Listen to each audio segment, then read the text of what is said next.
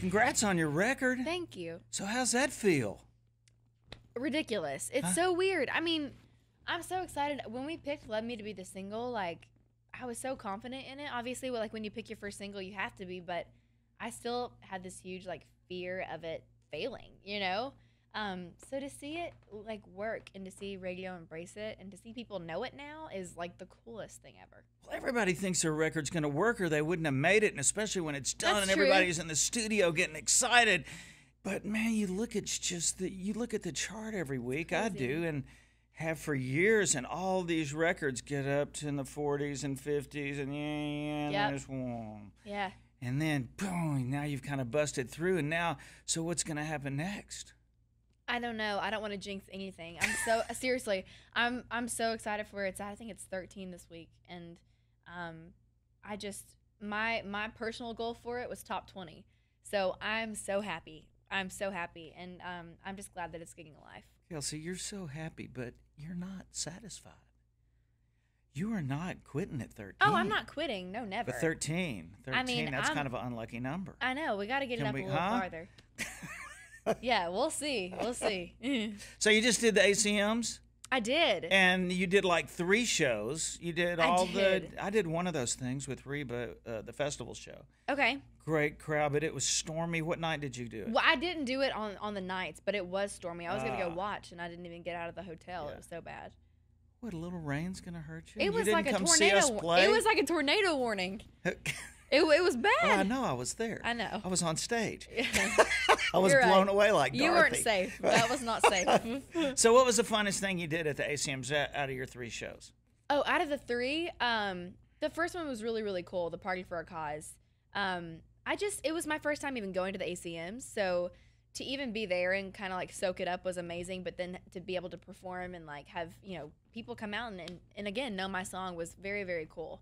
Now, forgive me for not knowing the names of all the That's okay. different performances, but was Party for the Cause, was that the motorcycle ride? That was not. That was the next day. And did you ride a motorcycle? I got on a motorcycle for a picture, because if I actually started it and tried to ride it, it'd be bad for everyone.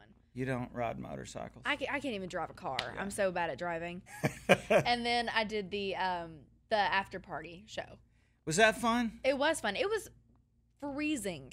It was so beautiful during that day, and it was freezing cold that night, outside. And windy too. Because in Vegas, I've played that party a ton of times, and it's always a good rock and good time. But yeah, that night it was nasty. It was interesting. It was a crazy weekend. It was, and I didn't have anything to compare it to because I'd never been to Vegas. But I mean, it was big. Everything about it was just big.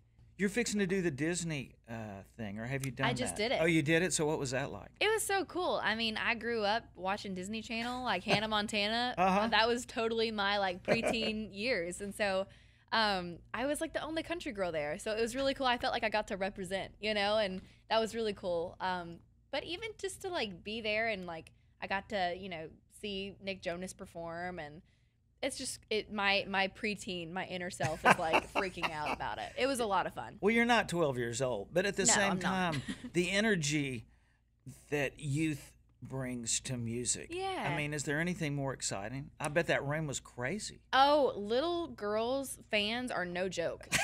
That is a real thing. I mean, it was crazy. I've never heard screaming like that before. It was crazy. It was a lot of fun. So, Nick Jonas was at the ACMs. The Dan and Shay. I loved that performance. Yeah. I'm such a fan of Dan and Shay too. They're just 2 wonderful people and artists, and I just thought that was a really cool performance. I'm a little past, the Jonas Brothers. I kind of missed that.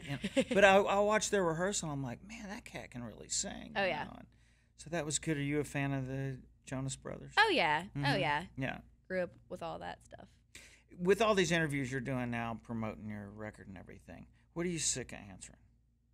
What am I sick of? What's the one that people keep asking? You're like, oh, brother, here we go again. Oh, I don't know. Probably the Taylor tweet. Yeah. You know what? I was just about to ask the Taylor tweet. And then I stopped. Ask me about the Taylor tweet. And then I stopped myself and I said, I bet she is so sick of talking. That was a big one. And? It was awesome. She's so cool. I really am thankful But where did that go? Where did Taylor? Have you talked to Taylor? And, I have. Yeah, isn't she sweet? She's wonderful. Or did she say it was just a tweet? Don't get carried away. No. So okay. So here's the real story. I started writing songs when I was 12 years old. She put out her first album at the exact same time. So from the very beginning of me wanting to be a singer-songwriter, she's been the closest thing that I could relate to. You know what I mean? She's a great role model and a great songwriter. Always has been. And so for me to have someone that I've looked up to so much and so closely, like what I'm doing, enough to acknowledge it in public, was a really cool thing. You've been writing songs since you were 12 years old, so what kind of songs? You look at them now and you think what? Oh my gosh. Well, I look back honestly and they're not good, but it's cool to like see where I was in my life, you know? Yeah. Are there lines in there where you go, wow, that's pretty cool?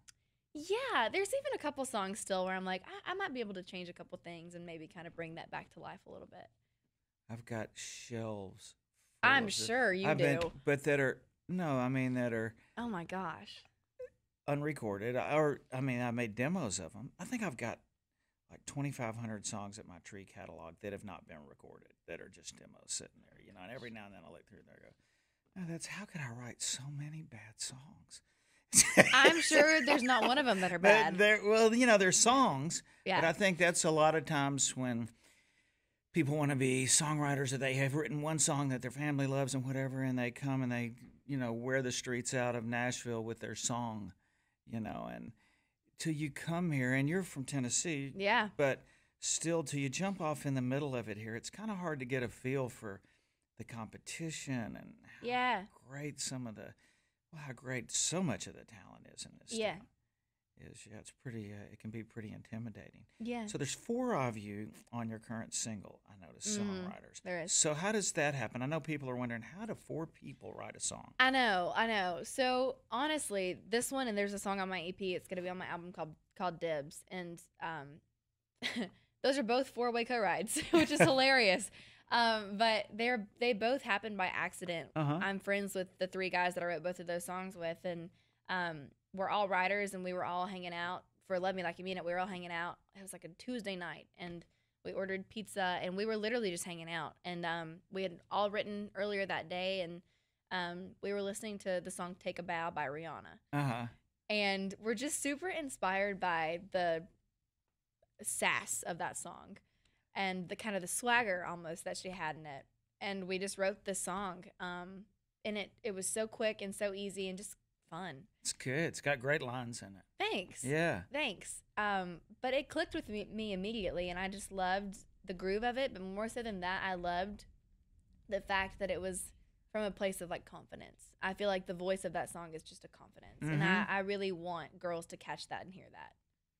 It's cool. Isn't it funny how sometimes, I know for me, I might write 3-4 songs in a day because you just kind of get the juices going. Your brain starts working and rhyming and whatever, and you're tired. I know Rivers Rutherford and I wrote a song the other day after we'd already written a song that we just grinded on. We got it all done and we tied it all up, but we worked morning and afternoon, and we finally pulled it all together. And he was packing his guitar up almost out the door when I started banging on my guitar again and just started singing a couple lines. He goes, "What's that?" And I don't know. No, nothing yet. That's the best feeling. He just immediately unpacked his guitar, and then we just started jamming again. And like 2 songs later, he finally went home at 9 o'clock that night. But do you ever feel like when you're on the road though, it's hard to come back and write and like get back in the groove? That's something that I've been trying to work on. Oh, come back to town? Yeah. I used to never ride in town. It's hard. Yeah, the road, when I'm on the road, I'm in that mode. Yeah. And it's great to take riders out because I might play golf in the morning, but after that, I'm just totally in music mode. Yeah. And it's fun, and you might get pieces of 2 or 3 songs going. Right. It's so much fun because like when you're in town, it's like, I'll meet you at 10 or this, we'll meet at the so-and-so, this or that. But when you're on a bus and you can't get away from it, you got a rider out for 3 or 4 days. Right. You just keep those pieces. Let's go back. What about that thing we were working on at midnight last night, but we were too tired to get more than 2 lines? Yeah. And it's really fun to just kind of massage those things and get them along. Well, you and Jana are doing some kind of Greatest Women of Country tour. Hottest new things in country. It's the CMT Next Women of Country tour. Great. And so CMT started that group 2 years ago. And I remember I was signed as a writer, not as an artist yet, wanted to be really bad. But I remember looking at that list of girls. It was Casey Musgraves and Brandy Clark and Ashley Monroe. And I just remember thinking, like, those are the girls that are doing it. Like, those are the girls that are breaking through and having their voices heard, you know? And fast forward a year and a half, and I'm a part of that group. And I get to co-headline their first tour. And honestly, I feel like right now for women in country music, it's a fun time. It's an exciting time. There's a lot of us. And it's cool to be able to go out and kind of represent that with Jana. I think your timing is great, too. Thank you. Because, you know, we're coming off and having been here for several semesters, it's down. You just watch the cycles go. Yeah. And, you know, in the last couple of years, there's been, like, no girls. Yeah. And much said about it is there is about the music that's going on and everything. And that's just the way this town goes. Yeah. It's like something happens and then everything goes that way. It's just like there's a surge. There's a big wave that comes in. It washes on the shore, and here comes the next wave. And I think, you know, people are ready for some great girl talent. And I think you're one of them. And I wish you all the luck in the world. Thanks. Yeah, and good luck with Jan out there. She's bad, bad, bad, you know. She is. She's going to do nothing but get you into a bunch of trouble. Oh, that's not true. She's great. You tell Jan I said, hey, she's my buddy. I will. Well, cool. Good luck. Thank you. And thanks for stopping by. Good to talk to you. Good to talk to you, too. And next time we talk, we'll be talking about all your new success. I hope. All right. That'd be cool. Keep jamming them. I will. All right.